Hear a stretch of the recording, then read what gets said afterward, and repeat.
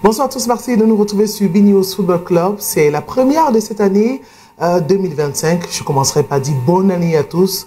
Vous êtes de plus en plus nombreux à nous suivre dans le cadre de cette émission tous les vendredis. Et on décrit bien sûr l'actualité footballistique du moment au Cameroun et ailleurs. Et l'actualité de l'heure, c'est bien sûr cette circulaire issue de la nouvelle loi des finances 2025 donnant totale gestion au ministère des Sports. Qu'en est-il de la Fédération camerounaise de football, puisque c'est celle qui nous intéresse puisqu'il s'agit de football. Tentative de reprendre dans cette émission. Et on reviendra sur la date du 8 juin, 8 janvier, je voulais dire, 2025. Pourquoi décision de la commission de recours de la Confédération africaine de football, affaire Samuel Eto'o-Fils. On se rappelle qu'un recours avait été fait par le président de la Fédération camerounaise de football quant à cette décision de payer 250 000 $. On reviendra sur les circonstances, la genèse de ce problème, les circonstances, mais surtout le contour et l'impact que cela peut avoir sur le comité exécutif de la Confédération africaine de football avec notre panel. Voilà pour la titraille, le développement dans un instant. Bienvenue à tous. Comme pour toutes les autres émissions, on va passer tout de suite à la présentation du panel. Ils sont là, ils sont tous présents. Et je vais commencer par Hervé Patrick. Bonsoir. Bonsoir Priscille. Comment vous allez? Je vais très bien. J'ai envie de vous demander si vous avez commencé l'année dans de bonnes conditions, parce qu'on sait que la semaine dernière, vous étiez malade. À vous voir, ça va super bien. Oui, je vais déjà assez bien par la grâce de Dieu. Je dis comme ça, bonsoir à tous les companélistes. Bonsoir au président de l'instance fêtière de notre football, au président de la Fédération Samuel Eto'o-Fils, pour ne pas le nommer. Bonsoir à mon épouse, ma belle-mère qui nous écoute en ce moment. C'est un plaisir pour moi d'être de nouveau sur ce plateau. Alors, avec vous, on peut peut-être évoquer une actualité brûlante. C'est bien sûr, vous qui êtes journaliste, d'ailleurs, vous avez un journal, donc vous êtes directeur de publication. Vous avez suivi beaucoup d'actualités. L'élimination du Cameroun pour le CHAN, on en parlait encore vendredi dernier. Vous étiez très confiant, malgré le jeu tâtonnant de cette équipe. On était sûr quand même d'avoir une victoire. Le Cameroun éliminé dans ses propres installations du côté de Bafoussam, devant un public triste, on va le dire ainsi. 2-1 face à la formation des RCA. Comment est-ce que vous avez analysé cette défaite du Cameroun pour cette édition du CHAN? Je vous assure, j'étais très triste et fâché même, parce que j'étais affalé sur mon canapé. Là, mon épouse même me titillait en me disant que même la Centrafrique, ça je vous le dis, elle nous écoute en ce moment. Et je faisais semblant de ne pas comprendre, mais j'étais même comme désabusé, parce que ça, pour moi même, c'est une faute professionnelle. On ne peut pas avoir fait le plus dur en Côte d'Ivoire et arriver à perdre le match à domicile.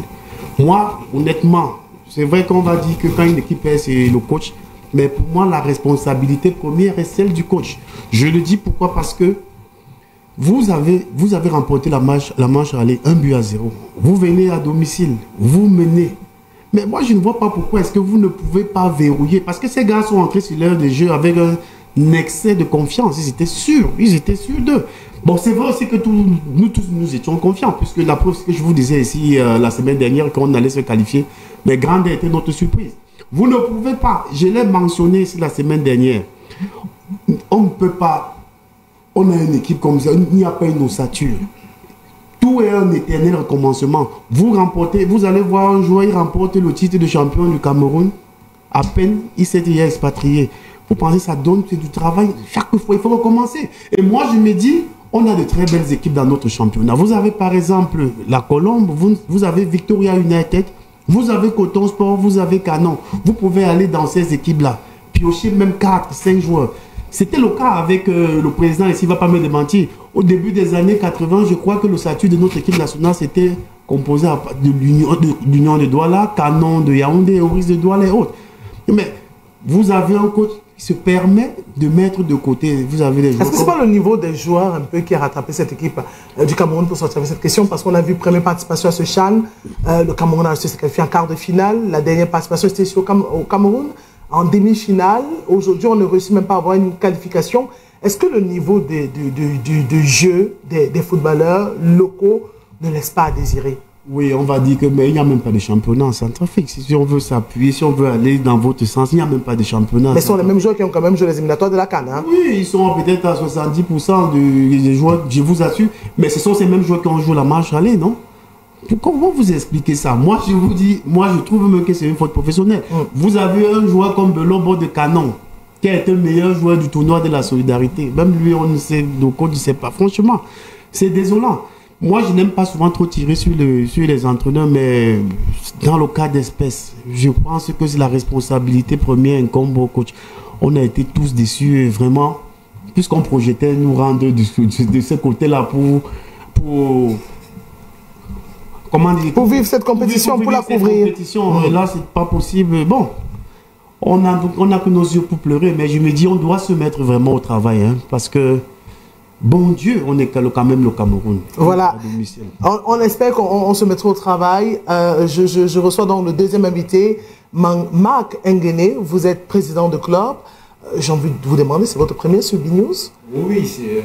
la toute première ou la première depuis la reprise? Je crois que c'est la toute première. Bienvenue. Appuyez votre micro. Bienvenue. Bienvenue, merci de m'accueillir parmi vous. C'est la toute première dans votre si belle télévision. C'est vrai que, je crois, même pas que je crois, le président directeur général de BNews, c'est un grand frère qui presque m'a vu grandir, monsieur le maire. Donc je tiens à le féliciter pour tout ce qu'il fait pour la jeunesse, parce que il a toujours été là depuis peut-être 14 ans. J'avais joué au championnat de vacances. Et il y a 14 ans, il me soutenait beaucoup il me soutenait beaucoup. Donc je tiens à le remercier pour ça. Et de l'opportunité qu'il donne à la jeunesse de pouvoir s'exprimer ici. Vous m'avez invité, qui suis-je pour pouvoir résister à une invitation comme vous? On va dire que c'est votre parcours qui vous permet d'être là. Oui, vous vrai. Qui êtes, je n'ai pas envie de dire ancien président, parce que quand on l'est, on demeure. Oui, en fait, mon ami et moi, M. Zoa, moi, on a créé une académie, à l'Académie. Je suis vice-président chargé des équipes. Donc, c'est un plaisir d'être là, et je pense que j'espère qu'on va parler, on aura une très belle émission où on parlera vraiment du football. Voilà, après vous, je reçois le troisième invité. C'est un habitué du plateau, j'ai envie de dire. Je risque de mettre consultant les prochaines fois. Qu'est-ce que vous en dites? Allumez votre micro, je vous en prie. Bonsoir, maître bonsoir. Jim Noah. Bonsoir, Priscille. Je ne trouve aucun souci à ce que vous mettiez consultant, parce que c'est aussi ce que je fais. Voilà, l'avocat, c'est la consultance, c'est le conseil. Bonsoir, et bonsoir mes copanélistes. Bonsoir à ces millions de téléspectateurs qui nous suivent en ce moment. Ce que j'appelle souvent la population du football. Bonsoir, nous espérons être à la hauteur pour satisfaire les aspirations de tous ceux-là qui nous regardent ce soir. Merci d'avoir répondu présent à cette invitation. Avec vous, on va évoquer plusieurs sujets d'actualité, notamment cette circulaire de la nouvelle loi des finances 2025. On revenait aussi sur cette décision très attendue du côté de la Confédération africaine. Il tient à le préciser que vous êtes, j'ai envie de dire, juriste, mais avocat, mais surtout spécialisé analyse dans les questions droit du sport. Mais bon, mais justement, je dois rapidement faire une petite parenthèse. Allez-y. Je m'intéresse au sport depuis 2021 parce que dans ma posture de justicier, je me suis donné cette posture moi-même. J'ai vu beaucoup d'injustices depuis... Vis-à-vis de qui, alors? Non, notamment le président de la Fédération camerounaise de football. Ensuite, en 2020, le comble était avec le président Serge Abouem à la FECA Volée. C'est comme ça que je commence à m'intéresser au droit du sport. Mais bien avant, je suis privatiste. Donc, tout ce qui concerne le WADA, c'est mon domaine. Et actuellement, je me spécialise en propriété intellectuelle. C'est un bagage. Je crois que c'est Ernest Obama, le directeur général, qui sera très content. Peut-être vous inviterez dans le cadre des Ecclésiens. On va prendre le quatrième invité. Je peux vous dire que si je vous ai rencontré, c'est grâce au quatrième invité, il s'appelle Fidel Castro. Ouais. Il a une très belle... il vous traite comme... vous êtes une très belle personne, et je confirme. C'est sa première sur BNews. Bonsoir Fidel Castro. Votre micro, je vous en prie. Il faut l'appuyer. Voilà. J'espère qu'il est déjà appuyé. Oui, il est animé. Bonsoir Priscille, bonsoir à mes copanélistes, bonsoir à Marc, bonsoir à Hervé, bonsoir à Maître. Je crois que je vais désormais m'habituer à cette appellation. Hein. Ah ouais. Maître Jim Noah, bonsoir à quelqu'un de très particulier, Débarré Onana. Bonsoir aux millions de téléspectateurs de BNews qui m'attendaient impatiemment. Ah oui, j'ai envie de dire que vous êtes une star. Non. Sur les réseaux. Je ne veux pas dire que je suis une star parce que je ne sais pas ce que j'ai fait pour être star, mais j'ai quelque chose qui m'anime et que je partage depuis que j'ai ma tendre d'enfance. C'est que je me plais à plaire à Dieu et à déplaire qu'à plaire aux hommes. Ok, c'est noté. Avec vous, je voudrais qu'on évoque juste une petite parenthèse. C'est l'actualité sportive aussi du moment. pendant qu'on parle de cette gestion entière du ministère des Sports par certaines fédérations, il y a une fédération qui est au bord de l'explosion. On va évoquer peut-être en 100 minutes parce que vous avez suivi l'actualité, vous la traitez depuis plusieurs mois déjà. C'est la Fédération camerounaise de rugby, aujourd'hui sectionnée en 2 parties égales, un peu comme la Fédération camerounaise de volleyball, une fédération que Maître Jim suit pratiquement aussi, la FECA Volley. Alors, on parle d'un bureau consensuel qui est contesté, une partie soutenue par le ministère des Sports, d'ailleurs, qui a installé cette normalisation. Est-ce qu'on peut faire un petit récapitulatif de ce qui se passe du côté de la Fédération camerounaise de rugby? Je suis très content qu'on dise que le ministère des Sports s'occupe de tout. Pour moi, on doit revenir à ce qui s'est passé avant 1990, c'est-à-dire que le ministre des Sports doit nommer tous les présidents des fédérations ainsi que les secrétaires généraux. Et comme ça, on verra bien ceux qui sont les défendeurs de la théorie de l'État. Parce que j'ai l'impression qu'aujourd'hui, lorsqu'on dit l'État a repris, c'est comme si avant l'État n'avait jamais pris. Et on connaît tous pourquoi. Si on vous enlève quelque chose, c'est parce qu'auparavant, vous avez créé tellement de désordres qu'on a compris que vous êtes incompétent. Et je suis très content, tout à l'heure on arrivera peut-être au débat, qu'on revienne aux choses qu'on a contestées hier. Parce que j'ai l'impression qu'au Cameroun, les gens n'aiment pas qu'on avance. On aime quand on recule. Pourquoi je dis qu'on aime quand on recule? Pourquoi je parle de ce ministère aujourd'hui? Je leur demande encore de prendre les bics et de noter, pour qu'ils préparent encore ce qu'ils ont l'habitude de préparer quand je passe sur les plateaux. On arrive à cette situation parce que lorsque on organisa les dernières Olympiades au Cameroun, qui datent d'il y a 2 ans, à travers cette lettre circulaire du ministère des Sports qui donnait des orientations pour le processus électoral, qui ouvre le processus électoral. D'ailleurs, je m'étais offusqué en disant qu'il n'appartenait pas à un ministre des Sports d'ouvrir le processus électoral, parce que c'est chaque fédération qui est garant de son processus électoral. Parce que la loi du Cameroun est claire là-dessus. Les fédérations sont libres dans leur fonctionnement. Je ne vois pas pourquoi c'est le ministre qui vous demande d'aller ouvrir un processus électoral. J'avais dit d'ailleurs que cette circulaire en elle-même contenait des gènes de la destruction du mouvement sportif camerounais. Beaucoup ne m'ont pas compris. Et aujourd'hui, les faits me donnent raison. C'est qu'au bout de 2 ans, en réalité, toutes les fédérations qui ont été élues à travers ce processus électoral sont dans le désordre total. Et c'est dans ce désordre-là que, ne pouvant pas arriver à une élection normale, le ministre des Sports, sans le consentement des institutions internationales, notamment de la World Rugby, a installé un comité de normalisation au sein de la Fédération camerounaise de rugby, qui était d'ailleurs dirigé par un magistrat dont je préfère taire le nom ici. Alors, ce magistrat, depuis qu'il est installé, il a fait beaucoup de choses. Je dois vous rappeler que c'est sous cette normalisation qu'au sorti d'une compétition africaine, que les joueurs ont reçu 10 800 de primes, une participation à une compétition internationale. C'est pour ça que je dis bravo à ceux qui ont signé cette lettre circulaire. J'espère que les adeptes ne vont pas pleurer demain, y compris les footballeurs, quand on va leur remettre 10 800. Ça, c'est juste une parenthèse. Maintenant, ils ont fait ce qu'ils appellent processus électoral. Il me souvient que jusqu'à présent, vous n'avez pas encore vu une lettre circulaire du ministre des Sports autorisant les fédérations à organiser les élections. Jusqu'à présent, ça veut dire que, au moins j'ai été compris, parce que j'avais dit que ce n'est pas son pouvoir. Au moins, je crois que cette fois-ci, il l'a compris. Mais maintenant, ils ont organisé un processus électoral.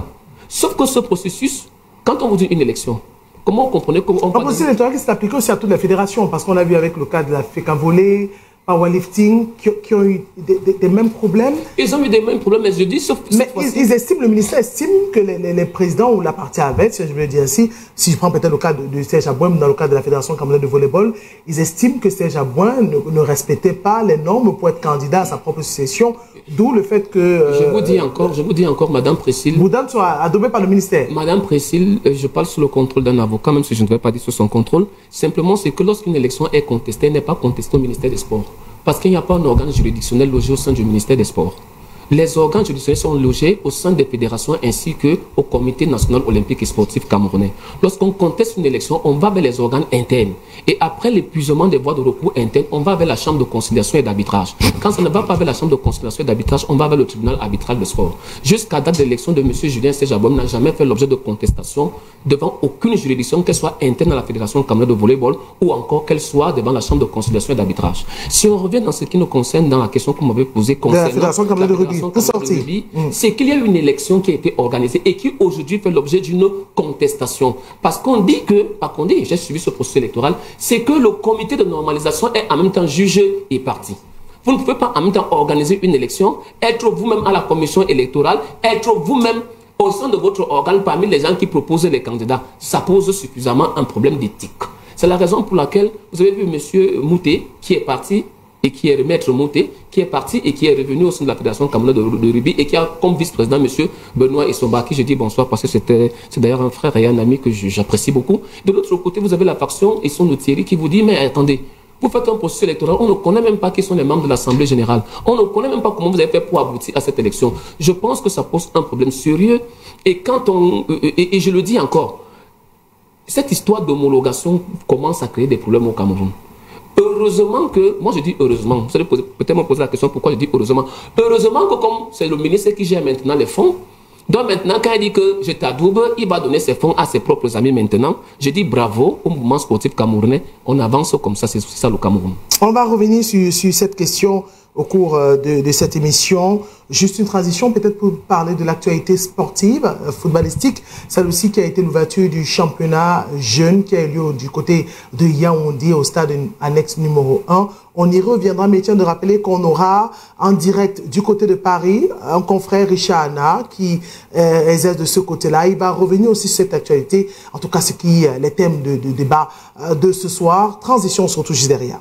Et à quelques minutes, on parle justement de ce lancement de la saison de football jeune 2025 qui a eu lieu ce vendredi 3 janvier 2023. La Fédération camerounaise de football qui a donc procédé au lancement de la saison de football jeune au stade annexe numéro 1 de l'Omnisport à Yaoundé sous la présidence, on va le dire ainsi, de Maître Atune Djampi, troisième vice-président de la Fédération camerounaise de football, le représentant du président de la Fédération Samuel Tofis, par ailleurs, président de la Ligue de football jeune du Cameroun et le secrétaire général de la FECAFOOT, M. Isaac Noé Mandjok. D'ailleurs, 2 rencontres se sont déroulées chez les U15. La Foot a dominé Oli FC sur le score de 3-0, tandis que chez les U17, Best Talent s'est imposé face à Players FC 2-1. Je reviens vers vous, président Marc Nguéné. Oui. Ouverture de la saison, on va dire que c'est du déjà vu, j'ai envie de dire ainsi. Ouverture du championnat, après arrêt, il n'y a pas de suite. Et il y a ce problème fondamental qui est le football jeune,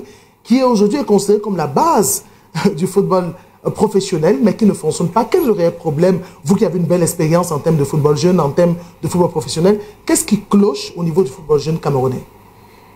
C'est parce que le football ne se joue pas comme il devrait se faire. Donc ça fait que on n'a vraiment pas un championnat qui commence et qui finit en temps opportun.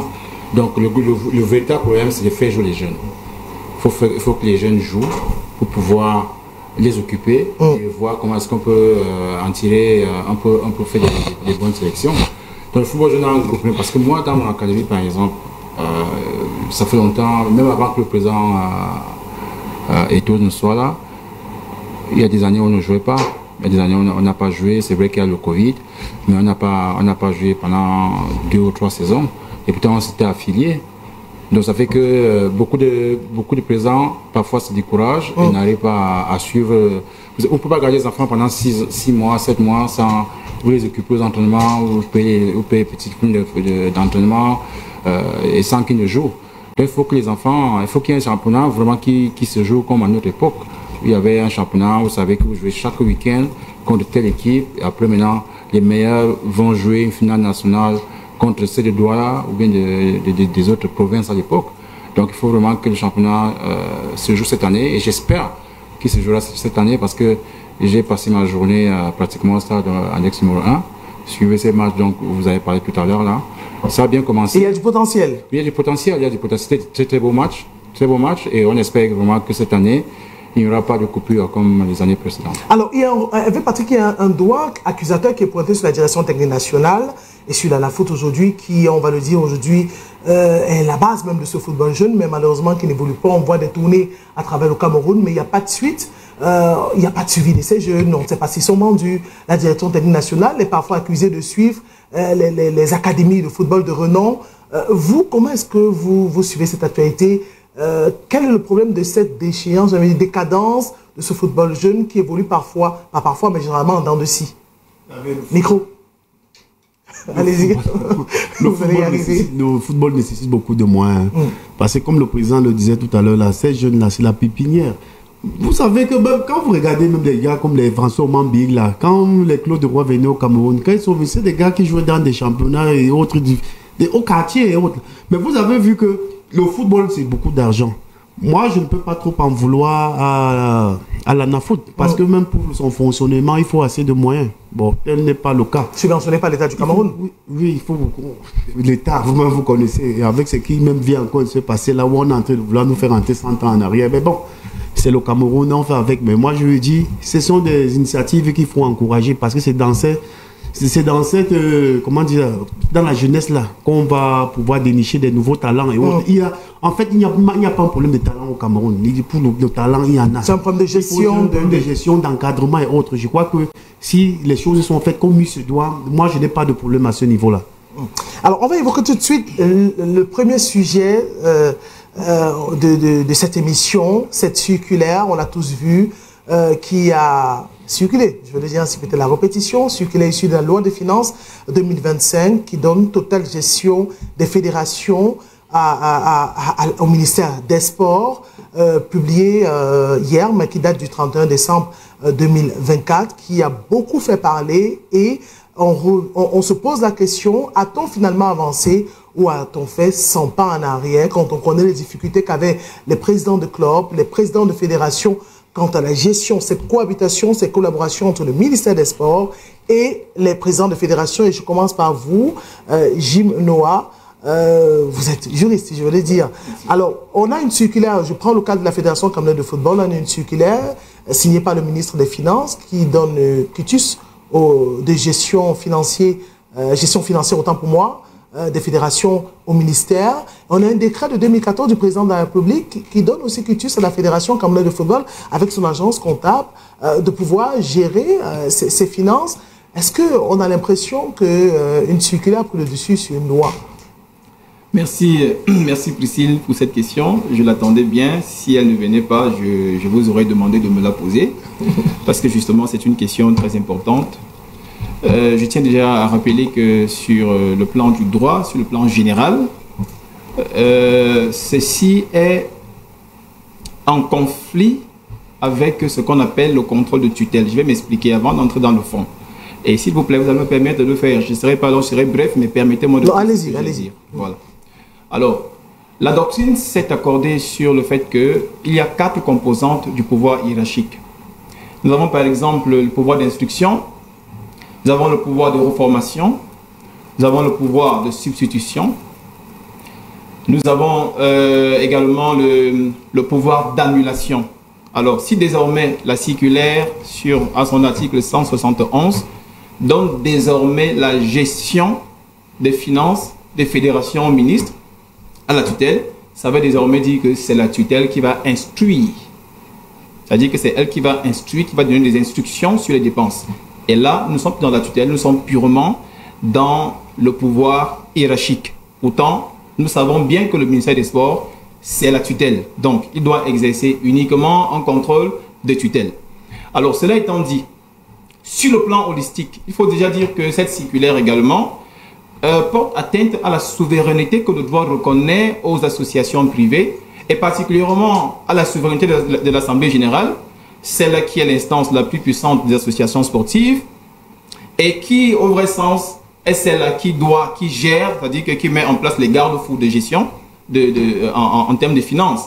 Maintenant, sur le plan spécifique, puisque vous parlez de la Fédération camerounaise de football, c'est là-dessus que je vais beaucoup plus m'attarder. Je dis que cette circulaire-là, si on la comprend même de manière littérale, elle ne pourra pas s'appliquer à la Fédération camerounaise de football pour une simple raison. La première des choses, c'est que nous avons un décret de 2014. Et quand vous allez lire ce décret, à son article 3, et particulièrement l'article 2, et l'alinéa 2 et l'alinéa 3, qui sont clairs sur la gestion, l'article 3, alinéa 2 de ce décret, il dit clairement que la gestion financière, elle est conjointe. C'est-à-dire entre l'État, par le ministère des Sports, et la Fédération camerounaise de football. Bon, maintenant, comme il n'y a pas une institution de conjonction de gestion, le même décret a expliqué à l'alinéa 3 la part qui revient à l'État dans ce qu'on appelle la gestion. C'est-à-dire maintenant, c'est le contrôle. Donc, ce que l'État fait, c'est le contrôle. Ça veut dire que les fédérations sportives, donc la FECAFOOT, va donc utiliser de l'argent, il va donc ordonner les dépenses, mais il a une obligation de rendre compte. Tout simplement. Voilà à quoi ça renvoie. Ça veut dire que le décret en question veut que dans la gestion, la part qui revienne à la tutelle soit uniquement le contrôle de gestion et pas la gestion elle-même comme le veut la circulaire. Alors, maintenant, si on va plus loin, vous allez voir que dans la loi 2018 qui porte organisation et promotion des activités sportives au Cameroun, l'article 67, l'alinéa 2, l'alinéa 3 est clair. Mais si je prends seulement l'alinéa 2, il est clair. Il dit clairement que l'utilisation de ces fonds-là relève de la compétence des fédérations sportives.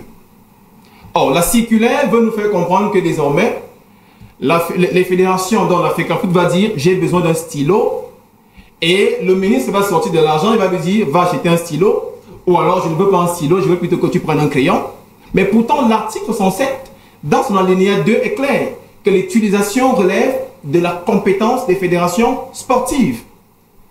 Si nous devons avancer, alors on va devoir regarder le conflit parce que la doctrine s'accorde également, et ça c'est la loi en droit administratif, que les lois, les règlements, donc les arrêtés et les décrets par exemple, ne peuvent être abrogés que par des normes de la même valeur.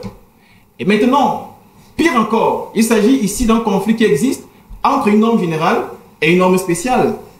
Et la loi prévoit que lorsqu'une norme générale et une norme spéciale sont en conflit, la norme spéciale, la norme spécifique, l'emporte. Dans le cas d'espèce, le décret est la norme spéciale et la loi en question est la norme générale. Et dans le décret doit l'emporter. Ce décret qui veut quoi?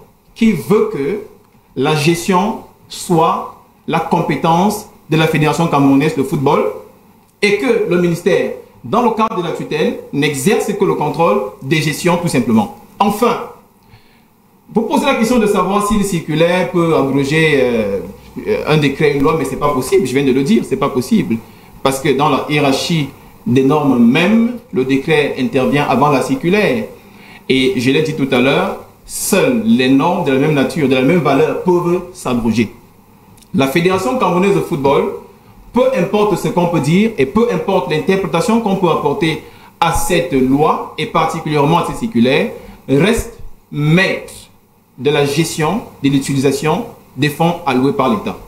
Alors, Fidel Castro, on a l'impression que cette circulaire fait un peu, a pour impact une sorte de deux poids, deux mesures. Parce que d'un côté, on dit non, ça ne concerne pas la Fédération camerounaise de football, ça concerne les autres fédérations. De l'autre côté, on dit non, ça concerne la Fédération camerounaise de football, mais comme le disait Maître Jim Noah, il y a ce décret de 2014 du président de la République qui fait état de la gestion financière de la Fédération elle-même.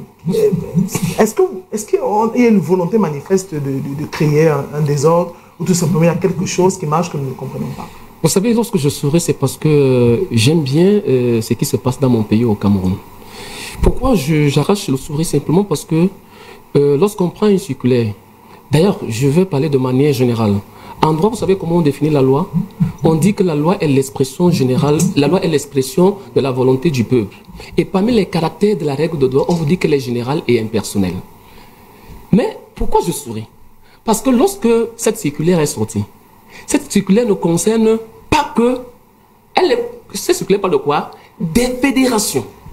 Mais vous aviez vu que ceux-là qui ont un problème particulier avec la Fédération camerounaise de football, d'ailleurs, il y a certains de vos confrères qui ont titré que Samuel Eto'o perd la gestion financière des équipes nationales. La Fédération camerounaise de football perd la gestion de l'équipe nationale. J'ai posé la question de manière, parce que moi je suis né bête, j'ai posé la question que, ah bon, donc cette circulaire est une circulaire faite pour la Fédération camerounaise de football? Parce que moi je vois là, on parle des fédérations au Cameroun, il y en a 54. Ça voudrait dire quoi? Ça voudrait dire que pour un certain nombre d'acteurs du football, ce n'est qu'une histoire de FECAFOOT. Et c'est dans ce piège que je ne voudrais pas qu'on tombe ce soir. Pourquoi je ne voudrais pas qu'on tombe ce soir dans ce piège? Simplement parce que, vous avez posé la question tout à l'heure à Maître, est-ce qu'on a avancé ou est-ce qu'on a reculé? Cette circulaire vient rétablir ce qui se passait il y a 2 ans au Cameroun. C'est-à-dire que c'est toujours le ministère des Sports qui gérait l'argent. On vous parle bien des compétitions nationales et internationales. Je vais prendre un exemple pour que ceux qui sont au quartier puissent nous comprendre en français facile. Ça veut dire que le gars qui doit faire son tour, cycliste du Cameroun, le gars qui doit organiser son World Prize, le gars qui doit organiser son événement, et qui doit demander de l'argent à l'État. Vous savez ce qu'on fait? Depuis 2 ans, je dois d'ailleurs saluer le président Julien Sejabo Maboul qui avait institué le fait qu'il y ait un matricule budgétaire et que l'argent soit versé au compte de la fédération et que ce soit les présidents des fédérations eux-mêmes qui gèrent leurs propres fonds. Mais on a contourné cela. Et cela a été fait de manière ostentatoire. Je vais dire, j'espère que je vais rentrer chez moi tranquillement. Il y a une trilogie qui s'est formée au Cameroun, au secrétaire général de la présidence de la République, au secrétaire des services du Premier ministère et au ministère des Sports. Pour contourner quoi? Pour contourner l'aspect, ce qu'on appelle le matricule budgétaire au Cameroun. Et ce n'est pas la fédération, contrairement à ce qu'on veut faire penser la fédération camerounaise de football. Vous savez qu'on a refusé l'argent au ministre des Sports parce qu'il a demandé au ministre des Finances que donne l'argent à un président d'une fédération parce que je lui ai donné l'homologation. Je vais parler de la fédération camerounaise de volleyball à M. Bello Boudan. Vous savez ce que le ministre des Finances a écrit? Que ce monsieur n'a pas de matricule budgétaire. Et pourquoi il n'a pas de matricule budgétaire? Simplement parce que son élection est contestée. Tout le monde se focalise vers la FECAFOOT. On oublie la question essentielle. La question essentielle, c'est que pour pouvoir toucher l'argent en tant que président de fédération, il fallait avoir un matricule budgétaire. Et aujourd'hui, le ministre n'a plus besoin que vous ayez un matricule ou pas, puisque c'est lui-même qui a le gombo. Aujourd'hui, c'est lui-même qui a le gombo. Ça va devenir aujourd'hui que pour que toi, Priscille, il te donne son argent, il faudrait que toi, tu aies encore fait ce qu'on appelle au quartier les 60 Alors, je vous repose la question. Oui. Pourquoi le ministre des Finances, qui a décidé de mettre un matricule permettant au président de la fédération de s'autogérer, aujourd'hui décide de confier la gestion de ses finances au ministère des Finances? Ce n'est pas le ministre des Finances. Au ministère des Sports. Ce n'est pas le ministre des Finances. La circulaire est signée par le Minchi. Vous voulez que j'accuse qui? Le visa, ça veut dire que c'est le Premier ministre. Tout ça sort. Je vous ai donné le triangle. Si vous ne voulez pas comprendre, ne comprenez pas. Je vous pose les questions. Oui, je vous ai dit que c'est ça le triangle actuellement. Parce que je vous dis que ce qui se passe depuis 2 ans. Lorsque une fois on m'a invité dans une émission, on m'a dit qu'est-ce qui fait pour le Cameroun? Je veux dire que ce qui fait pour le Cameroun, c'est que depuis 2 ans, les cadres du ministère des Sports n'ont plus 10 francs. Ils sont asséchés. Et par conséquent, ils ne peuvent pas permettre que le mouvement sportif camerounais se déploie. Parce qu'avant, qu'est-ce qui se passait? Lorsque vous avez une compétition, vous arrivez là-bas, on vous dit d'abord que pourquoi vous trompez. Parce qu'on vous dit non, les compétitions sont élues en début de saison. Mais au cours de la saison, Marc Ingrid le sait, quand vous partez, que mais cette compétition avait été arrêtée, on vous dit qu'il n'y a pas d'argent. On vous dit qu'il n'y a pas d'argent. Et par derrière, on vous appelle à la porte de derrière, on vous dit, bon, moi je peux faire que ta compétition, que tu puisses avoir l'argent. Mais sur les 100 millions, tu vas prendre simplement 60 millions, les autres 40 millions, tu laisses ici. C'est dans ça que nous sommes revenus. C'est dans ça que nous sommes revenus au Cameroun. Et ceux-là qui sont en train de sauver, c'est pour ça qu'il dit que laissez la FECAFOOT. J'ai dit à un aujourd'hui que l'une des fédérations qui est la moins impactée dans ça, c'est la FECAFOOT. Je vais le dire aux Camerounais. Aujourd'hui, nous avions assisté au démarrage du football jeune. La FECAFOOT n'a pas besoin de 1 franc pour lancer son championnat. Que ce soit de football jeune, que ce soit de beach soccer, que ce soit de football féminin, que ce soit de football amateur. Elle n'entend rien de la fédération. Elle peut même. Si vous voulez qu'on ait plus, je ne veux pas revenir sur l'argument juridique que mon frère a brillamment évoqué. La fédération peut même gérer cette équipe nationale. Mais pour des questions de souveraineté, l'État ne va pas permettre qu'elle puisse gérer financièrement cette équipe nationale parce que c'est une question de souveraineté. Aujourd'hui, j'ai dit qu'on a reculé. On est revenu dans ce que les acteurs des fédérations ont combattu depuis des années. On a redonné le pouvoir au cadre du ministère des Sports de gérer l'argent des fédérations. Et c'est ça le combat qui existait depuis des années.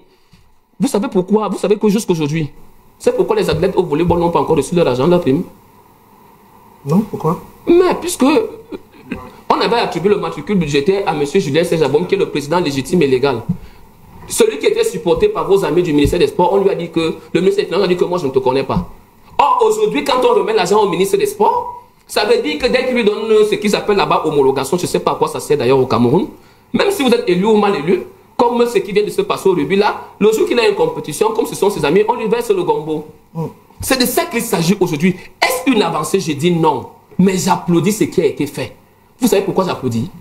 Non. J'applaudis parce que quand quelque chose se passe, les Camerounais ne veulent pas ouvrir leurs yeux. Ils sont là pour applaudir. Oh, on a fini avec la FECAFOOT. Oh, on a fini avec Etofis.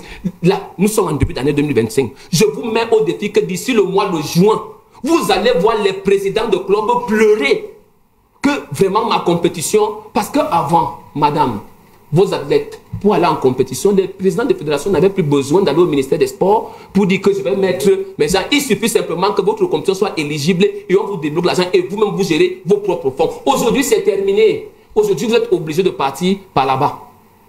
Vous êtes obligé d'aller là-bas, d'aller négocier pour que eux, ils vous sortent de l'argent. Et vous savez que vous êtes une dame, non? Quand vous avez de l'argent et que quelqu'un vous demande de l'argent, vous lui donnez les conditions, non?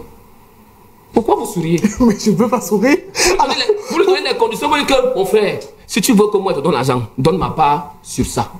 C'est exactement, c'est une méthode qui est utilisée aujourd'hui, la corruption. On appelle ça de la corruption. Non, moi je n'ai pas parlé de corruption. Non, moi je vous dis que dis simplement c'est de la corruption. C'est de la corruption, monsieur, c'est de la corruption. Et l'État du Cameroun, pour résoudre ce problème, avait dit, je mets fin à ça. Alors, je vais responsabiliser chacune des fédérations. Est-ce qu'on peut dire que l'État du Cameroun a écouté le président Samuel Eto'o, parce qu'on sait que lors de sa dernière, on va essayer de la retrouver. Sa dernière interview accordée à nos confrères des RFI, il avait demandé qu'on lui retire cette gestion, mais qu'on lui donne un document qui permet de justifier qu'il ne touche pas les fonds alloués à... D'abord, Maître Jim vous a démontré tout à l'heure que...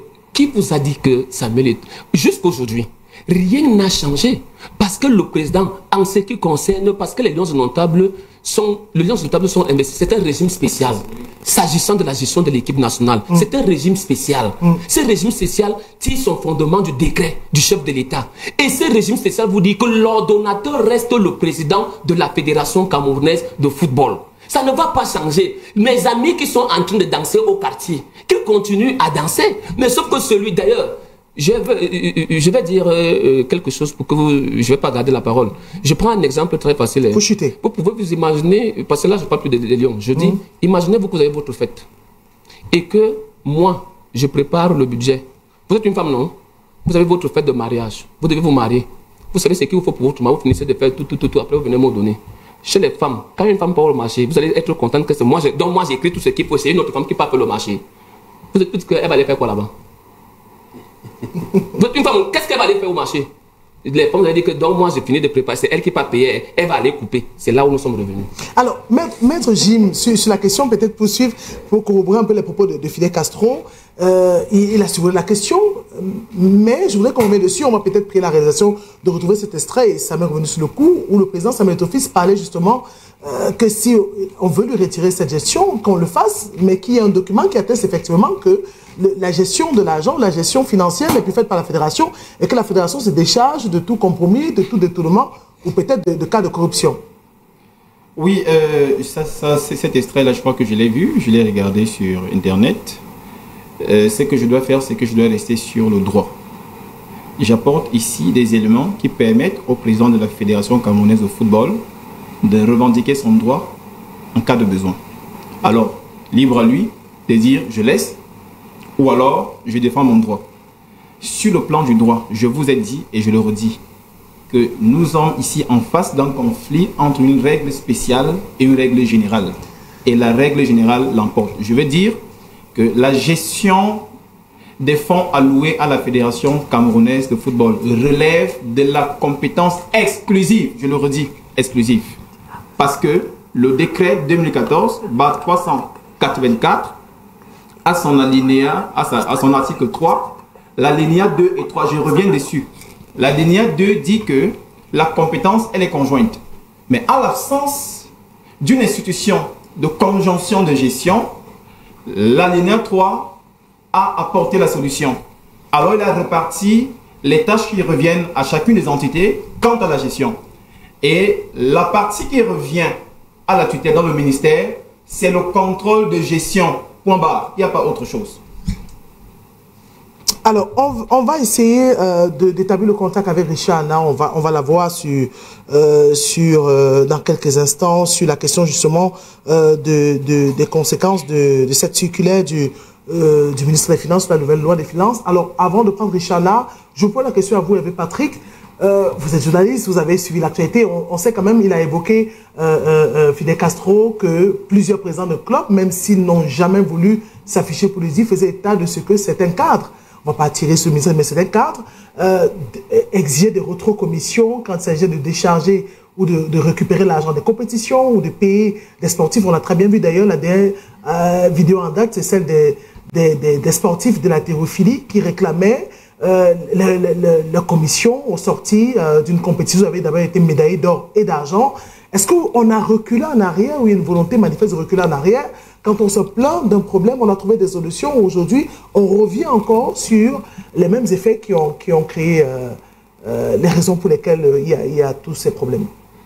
après avoir suivi Fidel Castro et Maître Gibbon, on pouvait simplement dire Amen. Parce que ce sont les juristes de ce plateau, ils le pratiquent au quotidien. Mais moi, je l'ai dit tantôt, hein, je crois que on a fait 50 ans en arrière. Je le dis pourquoi? Parce que c'est inadmissible. On croit faire du mal à un individu, alors qu'on est en train de vouloir faire du mal à tout le mouvement sportif camerounais. C'est inadmissible. Moi, je voudrais savoir quelque chose. Imaginons-nous un instant que les présidents de fédération décident de ne pas demander l'argent au ministre. Le ministre, qu'est-ce qu'il va gérer?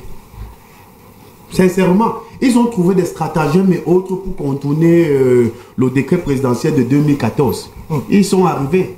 Mais, comme l'a dit Castro tout à l'heure, ils n'auront que leurs yeux pour pleurer. Parce que s'il y a quelqu'un qui ne va même pas trop subir cette loi-là, c'est bien la Fédération camerounaise de football. Parce que même pour l'organisation de son championnat, elle peut bien se passer. Elle peut bien se passer de ce financement de ce ministère. Et on le dit, on est en train d'applaudir. Parce que nous sommes dans les formats avec certains, on les applaudit. Tout simplement, comme je le disais tantôt, parce que vous n'aimez pas la tête de quelqu'un, peu importe.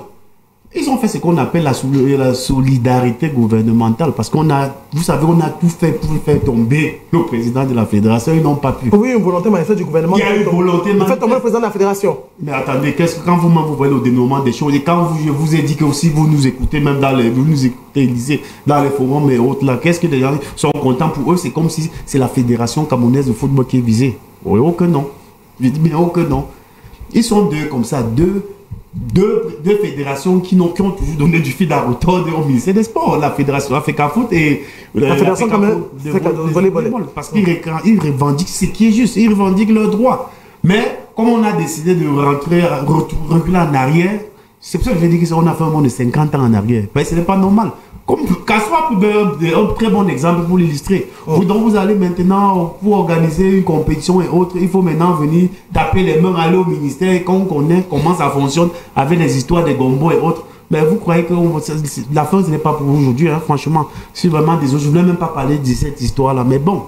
Puisque vous m'avez posé la question, moi je vous ai dit qu'on a des praticiens du droit là, une pratique de droit au quotidien, donc ils sont mieux placés, mieux aguerris pour pouvoir parler de ces choses-là. On va essayer donc d'établir le contact du côté de Paris pour retrouver Richard là, et on parle justement de cette nouvelle loi de finances 2025, circulaire gestion financière des fédérations, au ministère des Finances. La première question, je vous la pose, Richard là, a-t-on fait un pas en arrière ou c'est une conséquence du bras de fer observé aujourd'hui entre la Fédération camerounaise de football et certaines fédérations camerounaises? Bonsoir Richard.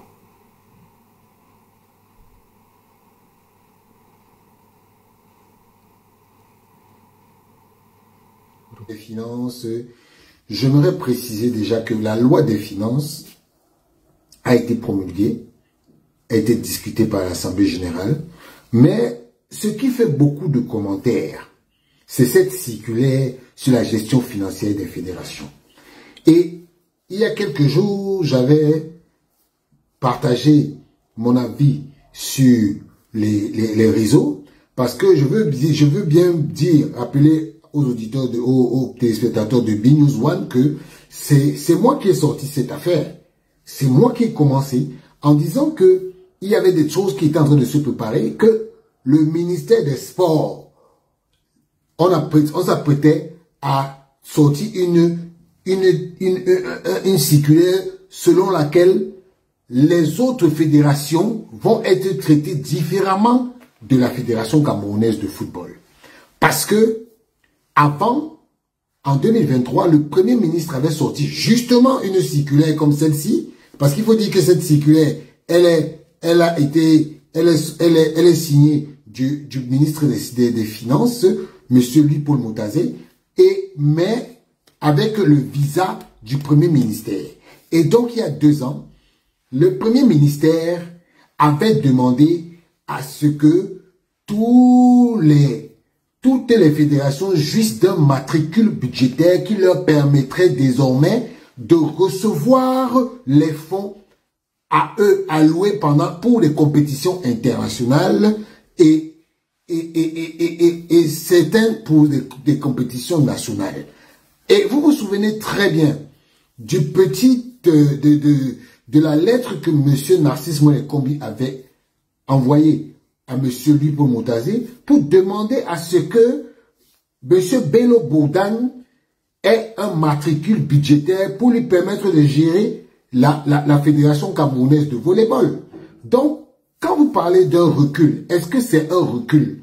Mais c'est un très grand recul. Parce qu'on ne peut pas être en même temps juge et parti. C'est-à-dire que le ministre des Sports, désormais, on va lui envoyer des besoins et c'est lui qui va désormais vous dire que oui, ces besoins-ci, vous avez besoin de ça, vous n'avez pas besoin de ça. Et parfois, quand vous n'êtes pas en bonne entente avec lui, il vous bloque vos fonds. Et voilà, c'est un recul. Parce que vous ne pouvez pas habituer les fédérations à avoir un matricule pour recevoir l'argent. Et aujourd'hui, vous leur dites non, on ne peut plus vous donner. Et justement, ça me fait trop rire parce que c'est quand même un très grand pas en arrière. On revient à les années 2014 où il fallait courir derrière les ministres pour qu'on puisse gérer, les compétitions pour les athlètes. Et ça me fait doucement rire quand j'entends les gens dire que oui, oh, c'est bien, monsieur Moïkombi gère désormais tous les fonds. Mais justement, vous savez que moi, je l'avais déjà annoncé. J'avais dit que c'était près de 100 milliards de budget pour lesquels M. Narcisse Moïkombi faisait la guerre aux fédérations. C'est à cause de ce matricule budgétaire que M. Narcisse Moïkombi fait la guerre aux fédérations. Et aujourd'hui, quand on voit les gens jubiler, on se rend très bien compte que c'était un problème d'argent. Et il faut savoir que aujourd'hui, l'État a décidé de confier la gestion au ministère des Sports. Mais il faut dire que c'est aussi une épée de Damoclès qui sera sur la tête du ministre. Voilà, donc voilà un peu ce que je peux dire par rapport à ça.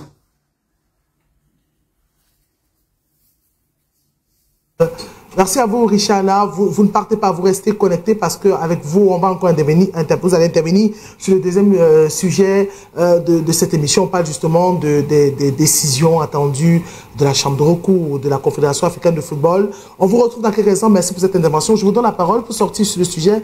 Marc Nguéné, est-ce que vous avez l'impression que cette circulaire est une séquelle, une conséquence du bras de fer entre le MINSEP et la Fédération camerounaise de football et peut-être la Fédération camerounaise de volleyball, on l'a dit sur ce plateau? Non, c'est évident. Il faut casser les pieds à ceux qui dérangent la nomenclature. Ce dont moi j'ai peur, madame Priscille, c'est qu'on revienne au moment où parfois un certain DAF allait sur la briqueterie prêter de l'argent pour pouvoir faire voyager des équipes nationales. On s'est arrivé par plusieurs fois ici où un certain DAF partait prêter de l'argent parce que l'argent n'était pas prêt au ministère.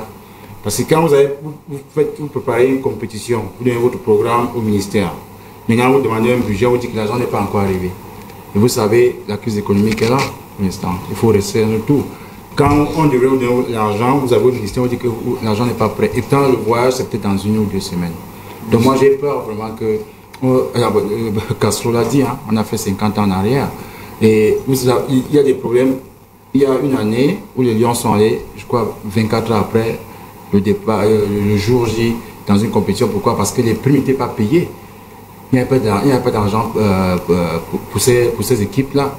Donc moi, ce que je pense, c'est que, comme mon frère, l'avocat a dit tout à l'heure, là, l'Afrique a foot a un régime spécial. Il faudrait qu'il reste tranquille et que la loi qui est spéciale par rapport à eux va suivre son cours, c'est tout. Voilà, on l'espère. On va prendre une transition parce qu'on va s'intéresser au deuxième sujet de cette émission. Il s'agit justement de cette date et tous les regards sont tournés vers cette date, celle du 8 janvier annoncée par certaines sources officieuses comme étant celle qui doit donc définir ou celle qui va nous permettre de savoir les décisions prises par la Chambre de recours de la Confédération africaine de football concernant justement cette affaire de Samuel Eto'o. Une transition, on se retrouve derrière pour en parler. À tout de suite.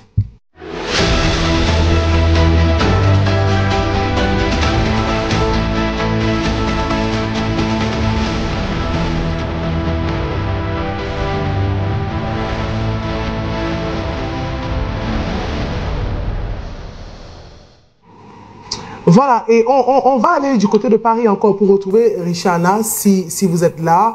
Vous allez m'excuser, Richana, tout à l'heure, je ne vous ai pas salué, on était déjà dans le vif du sujet. Excusez-moi, j'ai perdu mes manières. Alors, bonsoir Richana. Avec vous, on revient justement sur cette décision, on va dire, de la Chambre de recours de la Confédération africaine de football qui est attendue pour ce 8 janvier concernant le cas Samuel Eto'o. Je voudrais qu'avec vous, on évoque un peu la genèse et qu'on revient un peu sur l'impact que cela peut avoir, les décisions, quel impact peut-il avoir sur le football camerounais et aussi sur, on le sait, la candidature du président Samuel Eto'o concernant le comité, le COMEX de la CAF, le comité exécutif de la Confédération africaine de football. Rebonsoir Richana. Qu'est-ce qu'on attend? Qu'en est-il réellement de la commission de recours? Parce que c'est pas la commission juridique, c'est la commission de recours de la CAF qui va statuer ce 8 janvier. Et bien entendu, la Fédération camerounaise de football, à travers son président, le président de la Fédération avait été sanctionné par le jury disciplinaire de la CAF de 250 000 $ d'amende payée parce que il avait fait de la promotion pour des publicités, pour des sociétés de paris sportifs. Et le président de la Fédération camerounaise de football, Samuel Eto'o, avait fait un recours, un appel. D'antan, je dis que c'est la commission de recours, non, c'est la commission d'appel qui va statuer ce 8 janvier. Et sachez que, contrairement à tout ce qui se dit et tout ce qui se fait actuellement, la commission le jury disciplinaire ayant statué, il y a deux choses qui peuvent être faites. C'est-à-dire que, soit la décision du jury disciplinaire est confirmée, c'est-à-dire que Samuel Eto'o paiera les 200 000 $ d'amende, soit la commission d'appel va soit baisser, soit annuler la sanction de Samuel Eto'o parce que elle aura jugé sur sur des faits qui ont été justement mis à leur disposition par les membres qui constituent les avocats du président de la fédération. Donc, il ne faut s'attendre à rien du tout. Parce que je crois que les gens veulent faire peur aux gens en disant que oui, le président de la fédération sera sanctionné. J'aimerais faire quand même une petite dédicace à un monsieur qui avait dit que si le président de la fédération camerounaise de football était encore là d'ici la fin de l'année, il ne parlerait plus de football.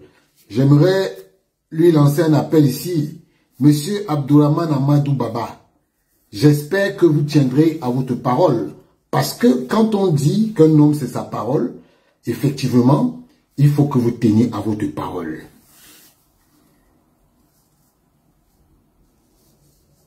Je crois qu'on a une interview, on a été coupé, on va essayer d'établir le réseau, la connexion pour retrouver Richana du côté de Paris. Et je commence avec vous, Maître Jim, ça ne vous dérange pas, Fidel Castro. C'est votre première, mais veuillez attendre.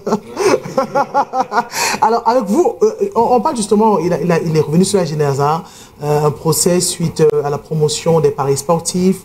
Une sentence avait été donnée, notamment celle de 200 000 $, 250 000 $ au président Samuel Eto'o qui avait fait recours à cette décision. Aujourd'hui, certains voient remettre en cause la compétence du jury de la commission de recours de la Confédération africaine de football. Est-ce que c'est fondé pour vous, selon vous? Merci. Votre micro. On doit s'habituer à ça va aller. Ouais. Merci pour cette question. C'est également une question cruciale. Déjà, je suis très surpris de voir des gens jubiler lorsqu'ils entendent que, entre guillemets, le président Samuel Eto'o aurait une épée de Damoclès sur la tête. C'est quand même marrant. Et alors, vous pouvez voir pourquoi est-ce que jusqu'à présent, tout ce qu'il a dit qu'il venait faire n'a pas pu matérialiser, parce qu'il a passé le temps à bagarrer, à se défendre. Alors, si nous devons aller sur les questions de droit, je vais déjà dire que ce qui est important à savoir ici, qui est bien avec le droit, la beauté du droit relève de ses principes et réside dans ses principes. Nous avons ce qu'on appelle le principe de double juridiction, degré de juridiction, mais je parlerai de ça plus tard. Parce que la question que vous posez, c'est de savoir si justement la CAF, dans le cas d'espèce, a compétence de trancher ce genre de choses. Cette commission de recours, est-ce qu'elle a compétence nous sommes ici, nous parlons du jury d'appel. C'est de ça. C'est le jury d'appel, c'est lui qui a l'affaire en ce moment. Alors, nous laissons sur les textes. Ce qu'il faut savoir, c'est que, et ça, ce sont des éléments que les avocats de la FECAFOOT ont soulevés, qui sont d'ailleurs très importants. Dans l'exception de litispendance, ça veut dire que deux affaires ne peuvent pas être connues au même moment, dans deux juridictions différentes. Parce que la même affaire était déjà connue ailleurs. Cette affaire, on l'a amenée à la CAF, on l'a amenée à la CAF, au jury disciplinaire de la CAF. Ce qui fait déjà problème. Vous voyez que la FECAFOOT n'a, dans son mémoire, n'est restée que sur la forme. Parce qu'elle refuse d'abord déjà la compétence à la CAF de connaître de ces infractions qui sont reprochées au président de la Fédération camerounaise de football. Le deuxième élément, c'est que la CAF n'a pas un code d'éthique. Parce qu'ici, nous sommes en matière d'éthique. La FIFA en a, mais la CAF n'en a pas. Et si la CAF n'a pas un code d'éthique, elle ne peut pas se prononcer sur des affaires liées à l'éthique. Ce n'est pas possible. Ni la commission d'éthique, ni le code d'éthique, la CAF n'en a pas. Donc la CAF ne peut pas se prononcer sur des questions qui sont liées à l'éthique. Donc de ce point de vue, je pense que le jury d'appel, avec tous ces brillants juristes qui sont là-bas, va simplement faire ce qu'il y a lieu de faire. Et ce qu'il y a lieu de faire, c'est quoi?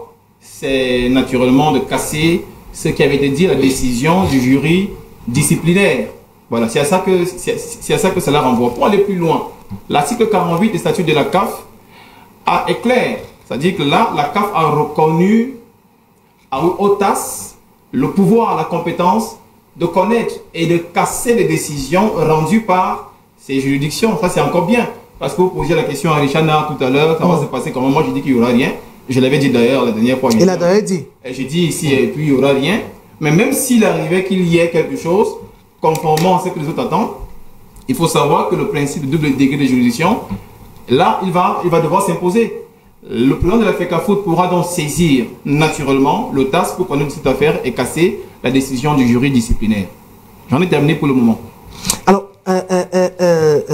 Fidel Castro, on parle justement de cette décision qui est attendue. Tout à l'heure, Jim Noah parlait justement de la CAF qui ne détient pas un code d'éthique pour déterminer, pour gérer cette affaire. Quel est l'intérêt alors de pouvoir accepter, ou qu'est-ce qu'on peut attendre de cette décision du 8 janvier 2025? Bien, c'est vous qui vous intéressez à ce qui va se passer du côté du Caire le 8 janvier, comme ceux qui avaient annoncé le cataclysme, c'était le 24 juin. Ils ont été très déçus. Et parce que lorsque la décision est tombée, comme d'habitude, ils ont jubilé parce que n'ayant pas très bien lu de quoi il était question, ils ont très jubilé. Mais je voudrais rappeler en fait ici que celui qui interjecte appel auprès du jury disciplinaire, c'est le président de la Fédération camerounaise de football. Ce n'est pas la partie adverse, d'ailleurs, elle n'est pas partie au procès. C'est d'abord ce qu'il faut préciser. Elle n'est pas partie au procès. Parce que des gens parlent des histoires au Cameroun, sans connaître de quoi il s'agit au fond. C'est le président de la Fédération camerounaise de football qui a été appelé par la Confédération africaine de football pour se justifier des faits dont elle s'est saisie elle-même. C'est ça qu'il faut comprendre au départ. C'est des faits dont elle s'est saisie parce qu'au travers d'une correspondance qu'on lui a adressée, elle a décidé de se saisir des propres faits. C'est qui, est très regrettable. Donc il n'y a pas affaire étau contre Hervé Patrick ou affaire étau contre un président de club, comme j'ai cru entendre affaire étau contre ACEPAC. Ça n'existe pas à ce niveau. Il faudrait que les choses soient établies. C'est la Confédération qui, à travers un communiqué, a dit je me saisis de cette affaire. Et elle s'est saisie à travers son jury disciplinaire. Elle a rendu une décision qui, à mon sens, viole les propres statuts de la Confédération africaine de football. D'où l'appel interjecté par le président. Et d'ailleurs, Maître Jim vous a dit ce soir, c'est que la fédération n'a pas souhaité aller au fond. Parce qu'en allant au fond, même vous allez comprendre qu'en réalité, au fond, le dossier est quasiment vide.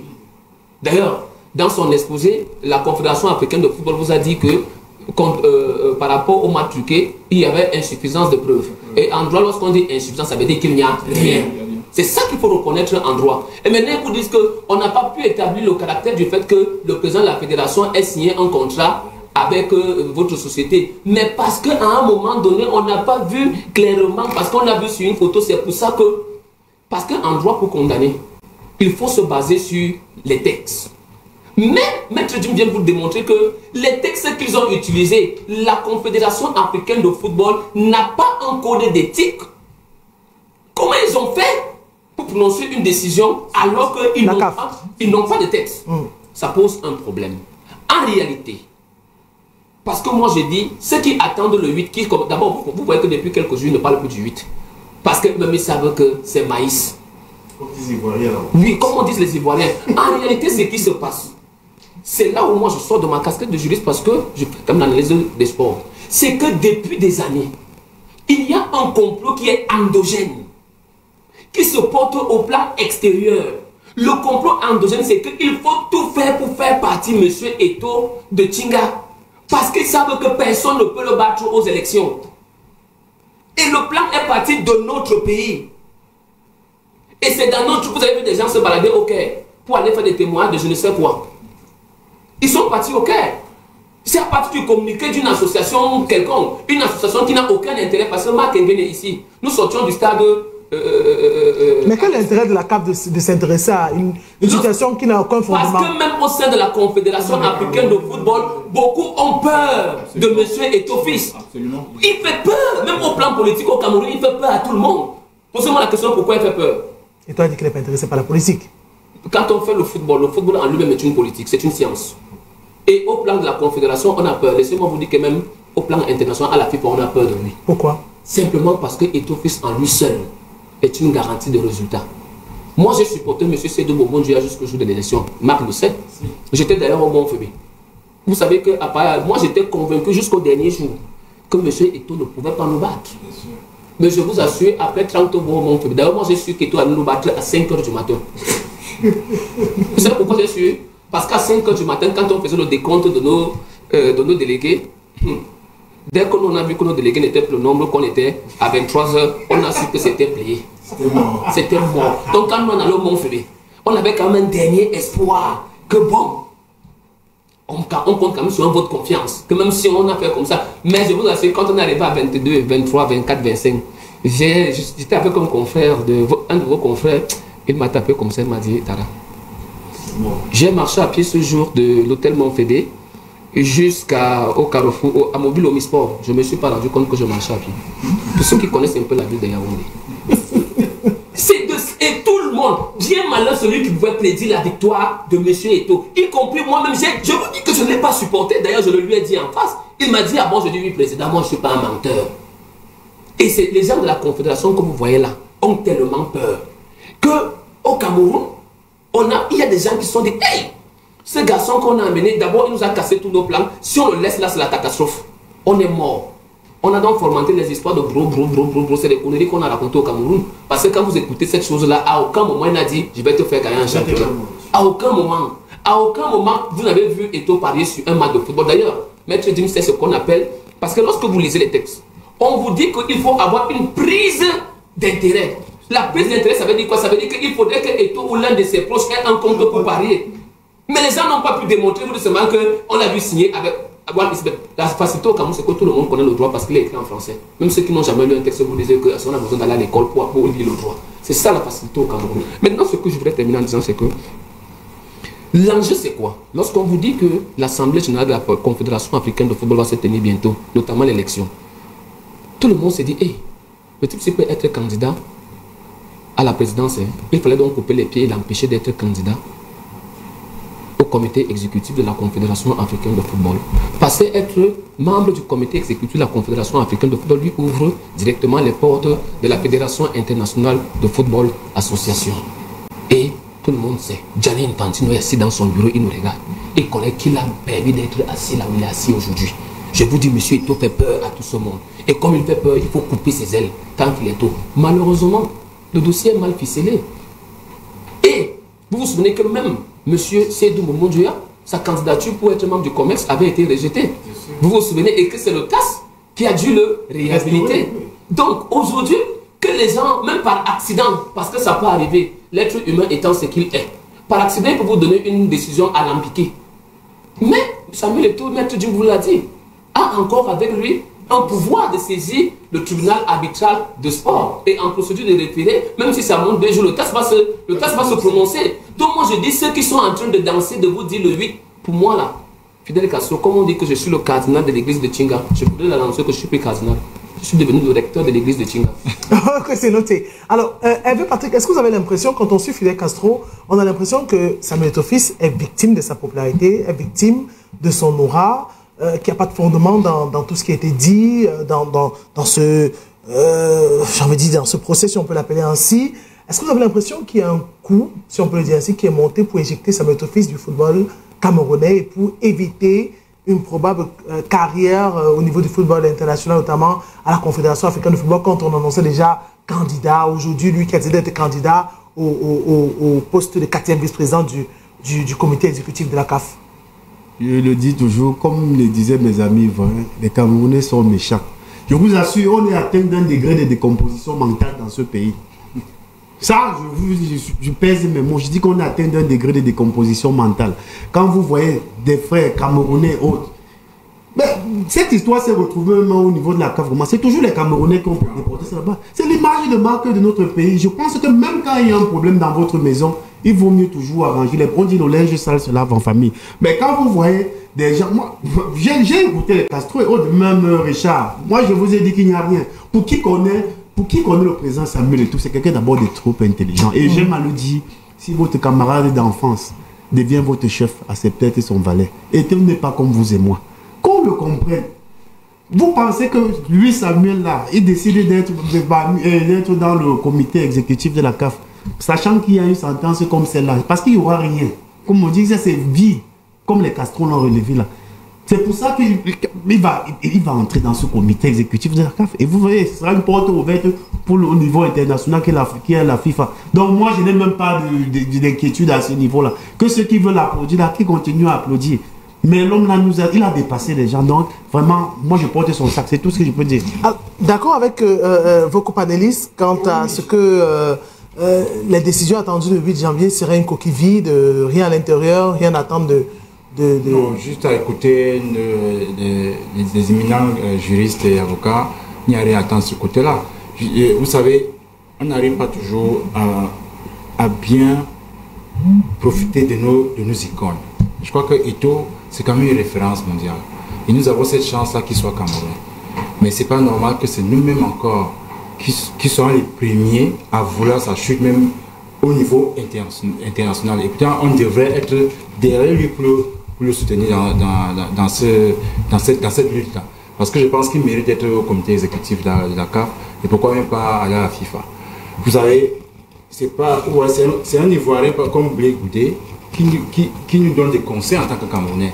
Il dit, vous ne pouvez pas avoir des icônes telles que Eto'o et c'est-à-dire que vous les jeter à la verdict populaire comme ça, alors que eux, Ivoiriens, aimeraient avoir ce type de stars pour pouvoir les encadrer, valoriser leur pays. Mais nous, on a ça ici chez nous, mais c'est typiquement camerounais en fait.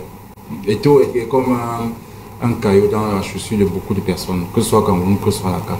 Et il fait peur. Comme Fidel Castro vous a dit, personne n'a su qui pouvait gagner les élections en Afrique. Personne ne vendait fait cher sa peau jusqu'à ce qu'il gagne. Et maintenant, tout ce qu'on a à faire, c'est, je pense, ne rien attendre de la CAF. Et même s'il donne une décision qui va à l'encontre d'Eto'o, il a encore le temps pour aller faire appel. Donc, pour moi, Eto'o, il a, comme on dit, que la nuit peut durer comme elle veut, mais le jour finit par se lever. Merci, Marc Nguele. Alors, Jim Noah, candidature d'Eto'o au poste de 4e vice-président. On a une décision qui est attendue, c'est quand même paradoxal. Est-ce que, là, vous l'avez démontré, vous êtes d'accord que pour vous, c'est une coquille vide? Aujourd'hui, on va peut-être évoquer cette candidature au poste de 4e vice-président du comité exécutif de la Confédération africaine de football, opposé à Seydou Moumou Njoya. Il y a aussi un débat qui est soulevé quant à l'opposition de ces deux hommes, les anciens amis, sur la validité même de la candidature de Seydou Moumou Njoya, qui est un président sortant, La Confédération n'a pas beaucoup communiqué là-dessus. Quels sont les critères pour être candidat au poste, si je veux me répéter, quatrième président du COMEX de la Confédération africaine de football? D'accord, merci Lucille. Déjà, je tenais à dire aux Camerounais que Samuel Eto'o, c'est une légende qu'on a une fois par siècle. Donc, si les Camerounais n'en profitent pas maintenant, ils regretteront beaucoup, vraiment amèrement. Alors, il y a 6 critères, il y en a 6 pour être éligible, c'est-à-dire candidat à la candidature de ce COMEX-là. Mais celui sur lequel vous voulez que je me prononce, et c'est lui d'ailleurs, c'est de ça qu'il s'agit, c'est que pour être candidat, il faut être investi par une fédération nationale. Parce qu'il n'y a pas de candidature indépendante de ce côté-là. C'est vrai que les gens polémiquent dessus, mais il est important de savoir que pour être candidat à ce COMEX, il faut être investi par une fédération nationale. Dans le cas d'espèce, il s'agit de la Fédération camerounaise de football. Donc il est question que c'est lui qui doit être COMEX pour le compte du Cameroun soit investi par la FECAFOOT. Et c'est bien Samuel Eto'o. Donc il est hors de question de voir, c'est pas possible en fait, ça ne devrait pas se faire. Mais cela renvoie, pour aller en profondeur, ça renvoie à tout ce dont on parlait tout à l'heure, parce que tout est mis en place pour écarter le président Samuel Eto'o. C'est-à-dire que la candidature de Momon Njoya même est déjà une preuve. C'est déjà tellement suffisant pour tout le monde de comprendre qu'en réalité, on veut écarter celui qui fait peur pour fonctionner avec... Je n'ai aucun problème contre lui, vraiment je n'en ai pas. Mais pour fonctionner avec l'ami, celui avec lequel on a souvent eu l'habitude de fonctionner. Donc, pour finir sur cette question-là, ce problème ne devrait pas se poser. Le candidat, c'est Samuel Eto'o, parce qu'il a une fédération qui va l'investir. Si Momon Njoya n'est plus membre de la Fédération camerounaise de football et ne saurait donc être investi par cette fédération. Par conséquent, il ne pourra pas être candidat à la candidature à ce COMEX-là. C'est compliqué quand même, c'est paradoxal, je veux le dire, parce que c'est du monde qui a besoin du cutus de la fédération pour être candidat. Ça, c'est un critère important. Il est lui-même candidat à son propre poste, candidat sortant au poste de 4e vice-président de la Confédération africaine de football. Sa candidature, son dépôt de candidature en tant que candidat a été réceptionné.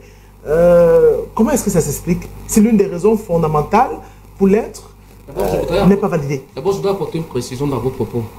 On n'est pas candidat pour être premier, deuxième ou troisième vice-président. Non. On est candidat pour être membre du comité exécutif. Merci. Et c'est le jour de l'élection que vous pouvez donc décider soit de vous porter comme président, soit de vous porter comme premier vice-président. Mais pourquoi une fixation est faite sur le poste de 4e vice-président? Non, c'est vous qui dites, parce que Sédou est 4e vice-président. Et il est sortant. Et il est sortant. Et tout ne vous a pas dit qu'il peut au commerce pour être 4e vice-président. Il parle au commerce pour être premier vice-président. Ne vous faites pas Sédou sait pourquoi il a été 4e vice-président. Moi, je ne veux pas savoir pourquoi. Je ne sais pas pourquoi. Moi, je n'ai jamais pris l'avion pour aller au Caire. J'étais quelque part, je n'étais pas au Caire. Donc, allez-y. Donc, ça, c'est la première des choses. La deuxième des choses, c'est qu'il y a une exception qui vous dit que les présidents, les présidents sortants peuvent candidater. Mais sauf que les gens lisent ça, mais oublient de lire quelque chose qui est écrit en bas. C'est que leurs candidatures doivent être adressées à la CAF par le secrétaire général de leur fédération. Et puis, pour éclairer un peu vos téléspectateurs, vous dites que sa candidature a été réceptionnée. Non. Il est encore candidat à la candidature. Il est candidat à la candidature. Ça veut dire que viendra un moment où on va vous donner ceux qui sont candidats au poste. Il faut faire la nuance entre ces choses. Donc, pour le moment, tous sont en train de vouloir être candidats. Est-ce qu'on se comprend? La CAF a donc publié une liste définitive des candidats. Et à partir de ce moment-là, parce que vous le savez, dans un processus électoral, il y a un contentieux entier, il y a un contentieux pendant et un contentieux post-électoral. Pour le moment, la CAF a fait ce qu'on appelle, la CAF a publié une liste des gens qui veulent postuler à être membre à la candidature au comité exécutif. Tous ceux qui ont déposé n'ont aucun problème. Maintenant, quand elle va publier une liste définitive des candidats au comité exécutif, ceux qui sentent leur nom rejeté, comme ce fut le cas à la dernière élection passée de Momon Njoya, auront donc là l'occasion de saisir les juridictions compétentes afin qu'elles soient rétablies. Maintenant, une fois que je l'ai dit, il faut comprendre une chose. Ça fait problème lorsque deux enfants du Cameroun vont bagarrer pour un même poste. ou alors pour une chose comme ça. Dans un pays sérieux, on va poser la question, qu'est-ce qui est bien pour le Cameroun? Qui peut mieux porter les intérêts du Cameroun? Moi, c'est la question en tant que Fidel Castro que je me pose. Qui peut bien porter les intérêts du Cameroun? Et en mon sens, si vous me posez la question, qui peut bien porter les intérêts du Cameroun, je vous dirais les yeux fermés, la main sur le cœur, que c'est monsieur Eto'o-Fils. Pourquoi je le dis? Non pas parce que je suis le recteur en chef de l'église de Tchinga. Simplement parce que lorsque le Cameroun devait organiser la CAN, la fameuse CAN dont on ne veut pas qu'on en parle au Cameroun parce que nos stades sont restés inachevés. D'ailleurs, j'ai dit que je ne parle plus de ce dossier, sinon je vais passer, c'est la nouvelle année, je ne parle plus de ce genre de choses. Donc, on vous dit que c'est monsieur Eto'o, parce que même la CAN qui s'est jouée là, les gens de la CAF là avaient déjà dit que non, vraiment, vous ne pouvez pas jouer en janvier, il faut encore qu'on décale ça au mois de juin. Ils étaient là-bas. D'abord, dit que comme vous ne pouvez pas, si vous n'êtes pas condamné au Qatar, c'est monsieur Eto'o là qui leur a dit en pleine assemblée que vous parlez du pays de qui? C'est lui qui a permis. Même le vous avez vu qu'il était au palais de l'Unité avec Ahmad Ahmad, non? C'est lui qui est au palais de l'Unité avec Ahmad Ahmad. C'est toujours le même qui est parti là-bas, dit à ces gens de la CAF que j'ai l'impression que vous ne connaissez pas à qui vous vous adressez. Monsieur Paul Biya a tout donné pour le football africain et vous ne pouvez pas vous amuser. La CAN va se jouer dans 3 semaines au Cameroun. D'ailleurs, j'ai une conférence que je voulais faire parce que je l'ai suivie chez un de mes confrères. Il y a une très grande chaîne de télévision française qui, jusqu'à 2 semaines du début de la CAN, n'avait pas encore fait de demande d'accréditation. Vous savez pourquoi? Parce qu'elle n'était pas encore sûre que la CAN va effectivement se dérouler au Cameroun. Elle avait eu une dérogation spéciale parce que c'est quand elle arrive quand on confirme que, après cette assemblée générale de la CAN, quand on confirme qu'effectivement la CAN, les délais étaient déjà dépassés. C'est pour vous dire que même chez eux là-bas, ils n'y croyaient pas. Et c'est ce garçon qui est parti taper la main sur la table. Lorsque je vois ce qui est en train de se passer aujourd'hui, où la voix du Cameroun ne porte pas, à quoi ça sert d'avoir quelqu'un à la CAF s'il ne peut pas porter la voix du Cameroun? Moi je dis, quand on est des enfants, si nous sommes ici à 4 et qu'on veut représenter notre père va regarder qui est à même de défendre mes intérêts si je suis absent demain. Il ne va pas choisir Fidel Castro parce que je parle bien à la télé. Il ne va pas choisir Jim Noir parce qu'il est très mignon. Il ne va pas choisir M. Hervé parce qu'il a beaucoup d'argent. Ni M. Marc Nguyen parce que le premier va dire Priscille, quand elle parle, elle a de la poigne. Je vais choisir Priscille parce qu'elle est forte, elle a même de défendre mes intérêts. Voilà ce que les enfants du Cameroun doivent mettre en avant. Pas mettre en avant des histoires que, oh bro, c'est des choses que tu te demandes que nous sommes dans quelle république. Ce n'est pas la république de Sophie Coyen. Quand il faut est morte, elle est vraiment morte. Non, moi je ne sais pas de quoi vous parlez, mais moi je dis simplement. Sais de quoi je parle. Oui, moi je dis simplement, je suis responsable de mes propos. Moi je dis simplement, prêtez-moi des argent, mais ne me prêtez pas les mots. Moi je dis simplement que c'est regrettable que 2 enfants du Cameroun soient à ce genre de situation, mais pour moi, tout le Cameroun devrait mettre en avant celui qui est à mieux, qui peut mieux défendre les intérêts du Cameroun. Et à mon avis, à mon humble avis, celui qui a démontré depuis des années, tant sur le plan du jeu que sur le plan de l'administration, qu'il a les coudées franches pour défendre l'intérêt du Cameroun avec amour et patriotisme au prix de sa propre vie. C'est M. Eto'o-Fils. Merci à vous. On va lire rapidement quelques messages. On va faire un dernier tour de temps parce qu'il nous reste juste 8 minutes. On s'achemine vers la fin de cette émission. Alors, salut le panel. Très bonne émission. Le problème du football jeune est très complexe. Au-delà du problème financier, il y a un problème profond, celui de la tricherie. Les responsabilités sont énormes. Les parents, les présidents de clubs et académies. Depuis qu'Eto'o a décidé de faire de la triche, a décidé de faire de la triche des âges son combat, il est combattu. Un exemple, au tournoi de Limbé, Ishosa de la ville de Limbé, U17 a été disqualifié en demi-finale pour tricherie. Les spectateurs ont vécu cette disqualification au contrôle des licences contre Bestar, son adversaire du jour. Comment des dirigeants d'équipe peuvent se permettre de ce genre de fraude? Et après, on accuse la fédération. Voilà un pan du problème du football jeune. C'est Abien Dieudonné, depuis la ville de Limbé, qui nous envoie le message. Je peux quand même dire que c'est un fidèle téléspectateur. Bonsoir, François Précis, très belle émission. Satisfait par le brillant exposé juridique de maître Jim Noah et Fidel Castro, je suis édifié. Je continue le débat avec mon voisin demain. J'ai déjà les éléments sûrs. Merci à vous. Vous pouvez être fiers, monsieur Jim Noah et Fidel Castro. Vous pouvez être fiers de vos arguments. Bonsoir. Ma sœur Priscille, bonsoir. Pourquoi le Cameroun recule-t-il autant? Depuis quand Moïse Kombi est-il connu et reconnu comme bon gestionnaire? Moïse Kombi, le ministre des Sports. Il faudrait poser la question au signataire de cette circulaire. On va lire notre message. Bonsoir au riche panel de ce soir. Concernant la candidature du président Seydou, il y a un vide juridique sur les articles 13 et 22 des statuts de la CAF qui lui donnent droit de se représenter. Manager sportif Doligno Eto qui nous envoie le message. On va lire quelques-uns. Il y en a tellement, je suis obligé. Bonsoir, moi c'est Taniaou Hippolyte depuis Douala. Madame, votre plateau est tellement déséquilibré. Vous nous donnez pas le goût de vous suivre, mais c'est pas grave. Vous avez le choix de regarder ou de pas regarder.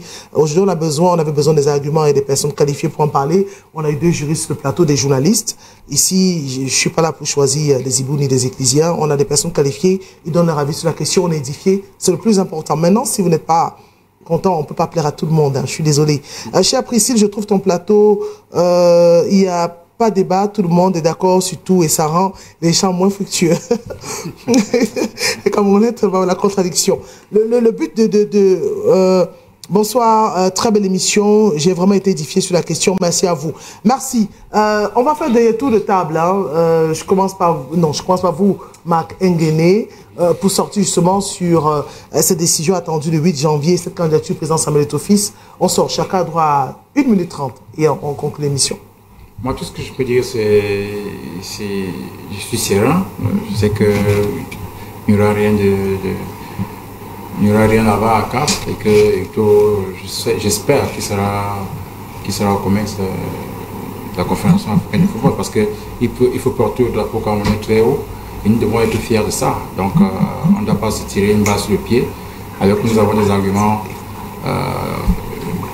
du côté de la nation. Donc, je n'attends rien de spécial au niveau de la CAF. Et si jamais ils font n'importe quoi, sûrement il y aura au TAS. Donc, bonne chance à lui et j'espère que sa candidature va passer. Jim Noah déjà. Le micro. Je dois m'habituer à ça, à ceci. Alors, déjà, il faut savoir que le président Samuel Eto'o a toujours su mener ses combats. Ça, vous le savez très bien. C'est quelqu'un qui n'échoue pas.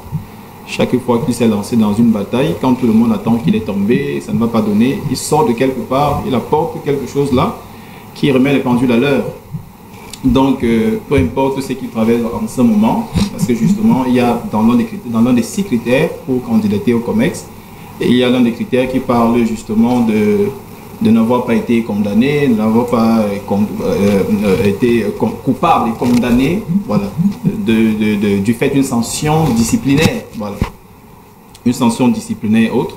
Donc, je sais qu'il sait bien à quoi s'en tenir, c'est quelqu'un qui a toujours gagné ses combats, et cette fois-ci, il va également le faire. Je tenais à répondre sur le plan du droit à quelqu'un qui a apporté une exception tout à l'heure. Ces exceptions-là, ces 2 articles qu'il apporte, ne changent en rien le fait qu'il va toujours falloir. La seule exception... Parlant du vide juridique. Il n'y a pas de vide juridique. La seule exception qui tienne jusqu'à présent, c'est celle selon laquelle, à défaut d'être investi, à défaut d'avoir reçu quitus de la Fédération nationale, il faut que la CAF reçoive la correspondance du secrétaire général de la Fédération nationale. En dehors de ça, il n'y a pas autre chose. S'il n'y a pas cette correspondance-là, s'il n'y a pas ces quitus, il n'y a pas ces visas, alors l'autre Camerounais, le président Seydou Momo Njoya, ne pourra pas être définitivement candidat. Donc je suis serein, le 8, il n'y aura rien, comme je l'ai souvent dit, il n'y aura absolument rien. Samuel Eto'o va encore gagner ce combat. Hervé Patrick, pour sortir. Oui, je disais que vraiment, que les gens cessent. Le président Samuel Eto'o, il est représentatif. Et c'est quelqu'un qui sait défendre les justes causes. Et c'est quelqu'un qui sort des milieux comme nous là, du bas peuple. C'est quelqu'un qui peut défendre la cause du bas peuple. Donc que les gens arrêtent un peu avec leurs bêtises là. J'ai dit tout à l'heure qu'Asso m'a dit non, il m'a repris sur responsable des morts. J'ai dit que quand une feuille est morte, elle est vraiment morte. Parce que le président, comment vous l'appelez là, Njoya, il est à la CAF depuis là. C'est nous, mon Dieu. C'est nous, qu'est-ce que nous on a eu? Rien. Donc c'est comme s'il n'est même pas là. Donc vraiment, il vaut mieux qu'on ait quelqu'un parce qu'on subit même ces gens de la CAF là. Regardez vous-même, voilà une compétition comme la CAN qui va se jouer en décembre. Vous vous rappelez Souley Ayatou? Ça, vous avez assisté à... chaque fois, on nous change les dates. Tantôt, c'est en juin, tantôt, maintenant, c'est en décembre et autres. Ce n'est pas possible. Parce qu'on a des gens là qui se comportent comme des députés. Dès qu'on dit allez, ils ovationnent. Ce n'est pas le genre de personnes là. C'est pas le rôle des députés d'ovationner. Hein. Les députés votent des lois. Justement, ils sont là pour voter les lois. Ils sont contre le pouvoir, même pour le gouvernement. Alors, ils ne sont pas simplement là pour applaudir. Et c'est ce que notre compatriote se passe le temps à faire. Vraiment, que le président Eto'o qu'il soit certain de quelque chose, c'est que la majorité des Camerounais est réélu. Donc, il laisse. Fidel Castro. Oui. Sorti sur la question d'un sujet. Je voudrais d'abord exprimer ma gratitude pour m'avoir convié ici sur ce plateau ce soir à BNews. Je voudrais, moi je n'aime pas répondre aux téléspectateurs, mais vous savez, lorsque je suis venu ici, je vous ai dit que le Camerounais a ceci de particulier. C'est que le Camerounais aime quand on parle des choses inutiles. Lorsque vous amenez des gens pour des questions techniques, il voudrait que pour eux le meilleur plateau est celui où les gens commencent à s'engueuler et commencent à bagarrer. Et puis à la fin, à la maison, on ne suit pas. Je crois que c'était une question technique. Et pour des hommes qui ont fait un peu d'études de droit, qui leur a dit que deux juristes sont là pour s'engueuler. On peut ne pas être d'accord sur un certain nombre de questions, mais in fine, vous allez voir qu'on va finir par s'entendre sur un certain nombre de principes et de questions. Donc c'est pour ça que beaucoup de Camerounais ne le comprennent pas encore. Vous voulez que moi je vienne vous dire quelque chose de contraire en ce qui concerne la décision du jury d'appel de la Confédération? Il faut que je vienne mentir que non, il y a une affaire Eto'o contre la CEPAC, alors que la CEPAC n'est pas partie au procès. Je ne peux pas mentir sur un plateau. Parce que moi, je sais très bien que l'affaire, c'est la Confédération qui a signé M. Eto'o fils. Et je ne peux pas mentir. C'est celui qui a interjecté l'appel, c'est M. Eto'o fils. Première des choses. Deuxième chose, je ne peux pas venir ici sur un plateau, vous me demandez de parler d'une question de la circulaire. Je vous dis que cette circulaire, pour moi, nous fait rentrer 50 ans en arrière. Parce qu'on est reparti dans ce que les présidents de club ont combattu pendant des années, les 60-40. Et on est redescendu sur les 60-40. Vous voulez que je vienne mentir? Parce que les gens vont venir sur le plateau et dire que non. Comment tu peux dire qu'on n'a pas enlevé la gestion chez Eto'o fils? Parce qu'on veut transformer un débat en Eto'o fils. Moi, je ne suis pas dans l'étophobie. Je suis Camerounais, je suis réaliste. Je dis simplement que ceux-là qui ont bien voulu remettre les fonctionnaires du ministère des Sports en selle, je dois leur dire bravo et félicitations. Parce qu'ils ont permis aux fonctionnaires du ministère des Sports de gérer encore le gombo. Mon frère vous a dit tout à l'heure qu'on est revenu dans ce qu'on disait qu'on passe chercher, on est reparti vers l'usure. On est reparti vers l'usure. Peut-être qu'il ne vous a pas dit, c'est que cette usure-là concernait y compris les Lions indomptables. Tous des matchs officiels où on vous dit que, parce que pour les Lions, le budget est là, l'argent est là. Mais on vous dit simplement que l'argent n'est pas disponible. On est obligé de partir chercher les 5 banjos à la brique pour venir payer les gens. Ça s'est fait dans des compétitions. Le Tour cycliste Chantal Biya, le Tour du Cameroun, les compétitions de la PK Volley, de la PK Box. C'est pour ça que des présidents comme M. Abouem ont été des grands messieurs. Et je vais terminer par lui dire félicitations au président Julien Serge Abouem qui a voulu octroyer qui a bagarré pour que les fédérations soient autonomes au plan financier.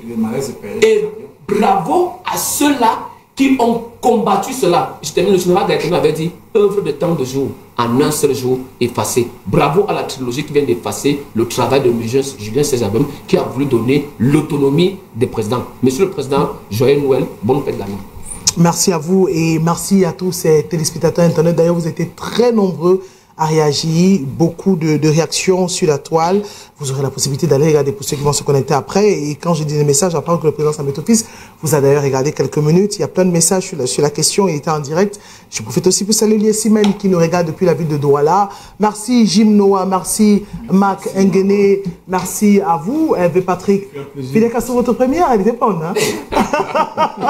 C'est du tout Fidel Castro. Ouais, il se prend la tête. Merci à vous, c'est un plaisir de vous avoir. On se donne rendez-vous vendredi prochain à la même heure. Je ne peux pas m'arrêter de vous remercier. Hein. Alors, n'oubliez pas, les programmes se poursuivent sur BNews Télévision. D'ailleurs, vous le savez, la rediffusion de cette émission, c'est le samedi à 10h, le dimanche, 8h. Et d'ailleurs, le grand rendez-vous du week-end, c'est le club de lutte, une présentation d'Ernest Obama. Ensuite, il y aura Obama Time. Je vous prie donc de regarder ces émissions. Les programmes se poursuivent. L'information aussi se poursuit. Quant à nous, on se donne rendez-vous vendredi lorsqu'il sera 21h, 90 minutes d'informations footballistiques. Je vous souhaite de passer d'agréables moments à l'écoute de nos programmes d'ailleurs. N'oubliez pas, bonne année à tous puisque nous sommes au début du nouvel an. Merci.